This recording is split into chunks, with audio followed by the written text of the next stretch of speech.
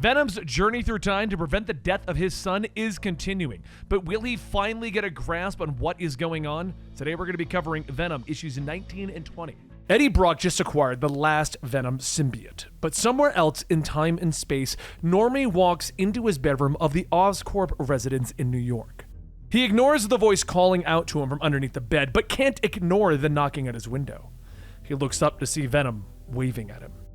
"Hey Normie, let me in," Dylan says as Venom, his voice a mixture of the symbiote and the childlike Dylan Brock.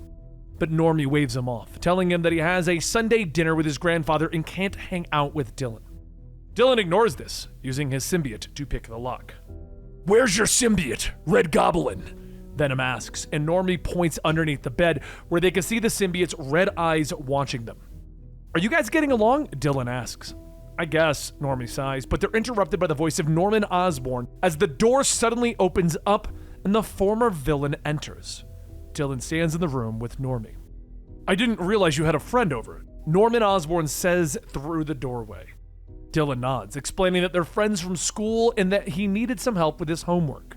Norman smiles, offering the young man to share their Sunday meal with them. Knowing Norman's history as the Green Goblin, though, Dylan is shocked by the kindness that the man is offering. But he doesn't hesitate to subtly point out the villain's past. Things get a little awkward and tense, but Norman decides to put on some music. That's when the news breaks through the music, letting them know that a villain known as Slide is robbing an armored car. Norman puts down his fork and knife, standing up. "You'll have to excuse me, I'm sure this won't take but a moment," Norman says as he walks out of the room. Moments later, he's flying over the city as the Gold Goblin. Dylan pushes away from the table, transforming into Venom, ignoring his friend's request that he leave the dinner now and leave Norman alone. In the city, Slide is moving through the streets at a quick pace, his feet literally sliding on the pavement. The police order him to stop, but he merely throws himself down, sliding underneath their roadblock. "He slid under us!" one of the cops shouts. "Observant types, these big city cops! Ha ha ha!" Slide laughs, but a glowing pink ball suddenly hits him in the chest, exploding, covering him in pink goo, stopping him from moving any further. Slide looks up to see the Gold Goblin hovering over him. "Looks like Oscorp's latest adhesive beats even your non-stick coating, Slide," Norman points out, proud that it's even better than Spider-Man's webbing. But Norman turns as he senses movement behind him, and he turns just as Venom swings through the air, kicking him in the back. "Norman, we hear you want to do the right thing. Compensate for all the wrong things." Venom growls as he grabs a hold of Norman, carrying him to the nearby rooftop. Norman Osborn tries to hit the symbiote with a stun bomb, but it has no effect. "Tickles!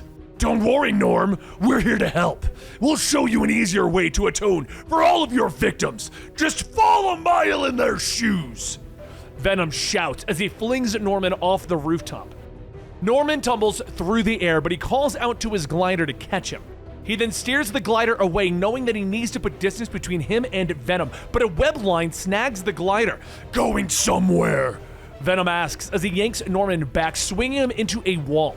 Norman tries to struggle to his feet as Venom stalks towards him. "You're dead, Norman! You hear me? You're a dead man!" Venom bellows as he hits Norman again and again, cracking his Gold Goblin mask, but Norman starts to laugh as Venom lifts him into the air. "What's the joke, Norman?" Venom asks, pausing his beating, and Norman looks at him, one of his eyes visible through the shattered mask. "I know I deserve this. I always thought it would be Spider-Man," Norman gasps. He looks at Venom, explaining that he can tell by the way the symbiote moves that he is not Eddie Brock, or even Flash Thompson. "I must have hurt you, somehow, to earn this. I must have cut you to the heart," he gasps, sadness in his eyes. Venom prepares to stab the former villain, but Dylan orders him to stop, dropping the goblin to the ground. "You're the boss," Venom growls at Dylan. Norman coughs, struggling to stand. "Not me, then? Glad I could help you work through this." Venom looks back over his shoulder at Goblin. "Yeah, good session, Osborn. We'll make another appointment real soon." But what Venom doesn't realize is that their battle caused some damage to a nearby building. Inside the building, a pipe is broken, and that pipe is carrying liquid nitrogen to a stasis tank, and that stasis tank is now holding something that is breaking free. In the Adcent Throne laboratory, the scientists are working on the skeleton of Eddie Brock, trying to test if there are any remnants of symbiote DNA left on the bones. But the lead scientist insists that the bones are plain. The only thing slightly special about these relics is that they once belonged to Eddie Brock, he insists. But the bones suddenly explode as liquid fills the room, swirling around them, taking the form of Eddie Brock as he stands punching the scientist in the face.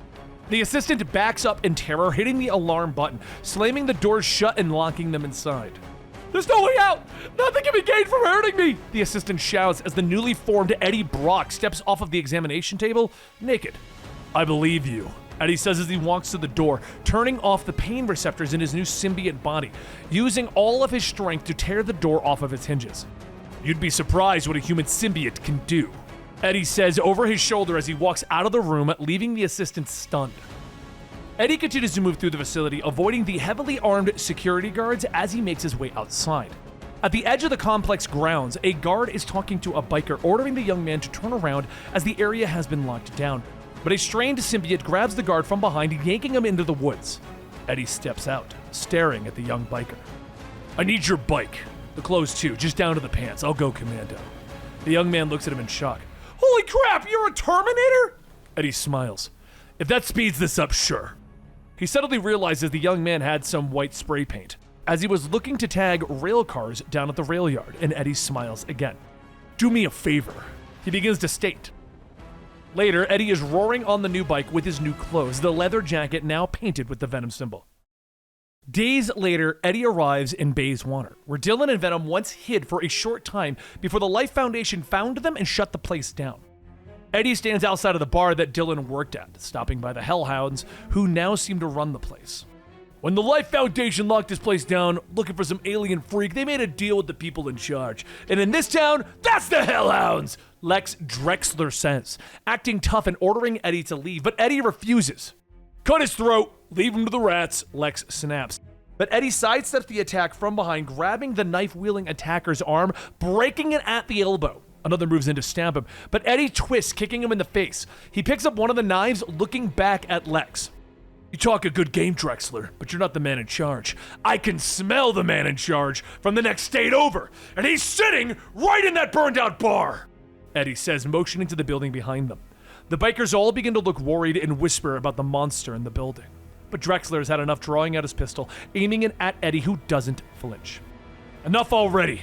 You're dead, smart guy," Drexler says, but Eddie throws the knife and it hits Drexler in the hand, forcing him to drop the gun. Eddie stalks forward as Drexler continues to shout, and he picks up the bike, tossing him through the front window before walking quietly to the door. "Hey, you wouldn't believe what I had to go through to get here. Had to grow my body back and drive all the way down the coast, deal with the biker trash that you've been lording over," Eddie says as he walks to the shadows in the back of the bar, cracking his neck and his knuckles. "Anyway, I'm here now, all warmed up and ready for a real fight. How about you?" Eddie asks. And Bedlam, an Eddie from a different period in time, an Eddie that has no memories or empathy or thoughts, an Eddie that is raw, pure rage, leans forward from the pile of bones that he is sitting on, growling. "Ready when you are, Eddie Brock!" And that is where we're going to leave this week's chapter of Venom. I'm going to try to get more on the ball with these, bringing them out on a nearly weekly basis because it's such a heavy storyline that you really forget what's going on if it's been too long. So I hope you guys enjoy, and I'll see you next time right here.